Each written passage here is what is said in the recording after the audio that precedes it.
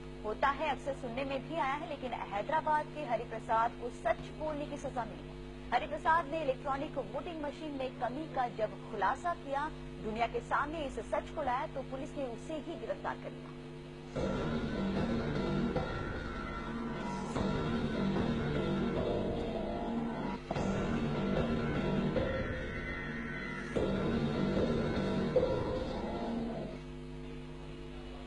ये वो मशीनें हैं जिनकी बदौलत इस देश की जनता ने अपने नेताओं का चुनाव किया है, लेकिन कोई चाहे तो इन मशीनों से झूठ भी बुलवा सकता है।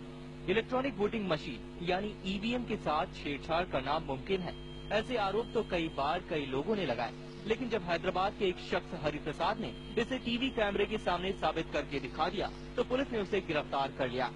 एक गवर्नमेंट ऑफिसर जो चाहता था कि ये एक्सपोज किया जाए, उसने एक मशीन इनको दी है और बहुत उसने अच्छा काम किया है। अगर ऐसे कोई नहीं आएगा तो पता कैसे चलेगा? अगर सब गवर्नमेंट ऑफिसर गवर्नमेंट को सपोर्ट करेंगे, नहीं ये पता नहीं चलना चाहिए इसको, तो कैसे चलेगा? हरिप्रसाद पर आरोप लगाया गया है कि उसने इलेक्ट्रॉनिक वोटिंग मशीन की चोरी की है, लेकिन चोरी तो काफी पहले ही हो चुकी थी। हरिप्रसाद की गिरफ्तारी तब हुई जब उसने इन इलेक्ट्रॉनिक मशीन के साथ की जा सकने वाली छेड़छाड़ का भंडाफोड़ किया। मैं दावे से के साथ कहता हूँ 100% ये होगा। सभी इलेक्शन मशीन में तो नहीं करेंगे, पर कुछ इलेक्शन मशीन में करेंगे, तो उसमें से क्या होता है, काफी हजारों वोट एक पर्टिकुलर कैंडिडेट को जा सकते हैं। ये सच बोलने की सजा है जो हरिप्रसाद को गिरफ्तार कर लिया गया है, लेकिन जिस सच का खुलासा हरिप्रसाद ने किया है, वो सच अभी तक सरकार को दिखाई नहीं दे रहा, या यूँ कहें वो इसे देखना ही नहीं चाहती। विशाल सिंह के साथ न्यूज डेस्क TV9। और इसी पर चर्चा के लिए इस वक्त हमारे साथ जुड़े हैं आरटीआई एक्टिविस्ट फिरोज मिठी गोलवाला, और उन्हीं से बातचीत करेंगे। फिरोज जी, सच्चाई आपने देखी कि हरिप्रसाद को सच बोलने की सजा मिली है, क्या ऐसे में आपको लगता है कि बाकी जो आरटीआई एक्टिविस्ट है वो इस तरह का सच अगर सामने लाना भी चाहते हैं तो इस मामले को देखकर चुप बैठ जाएंगे?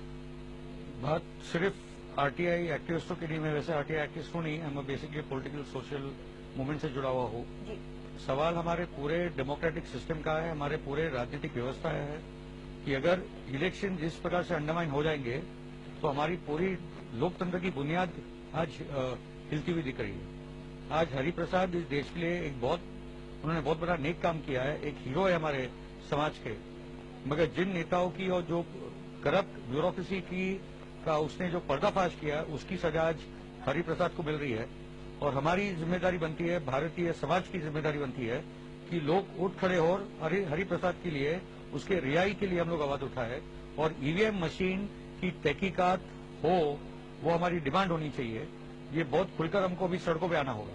तो फिरोज जी, क्या लगता है आपको कि एक इंसान जो सच लाने की कोशिश में लगा रहता है और उसके बाद जब वो सच दुनिया के सामने लाता है तो उसे बजाय किसी इनाम देने के, अवार्ड देने के, इस तरह से जेल में डाला जाता है?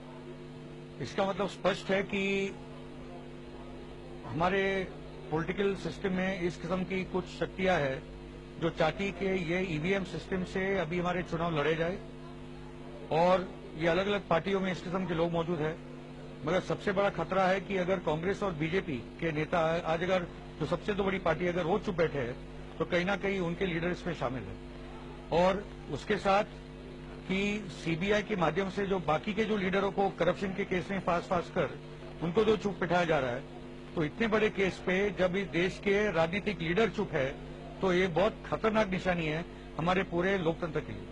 तो क्या लगता है आपको कि इलेक्ट्रॉनिक वोटिंग मशीन जो इससे पहले के चुनावों में इस्तेमाल की जा चुकी है, क्या आप मानते हैं कि उसमें धांधली हुई होगी?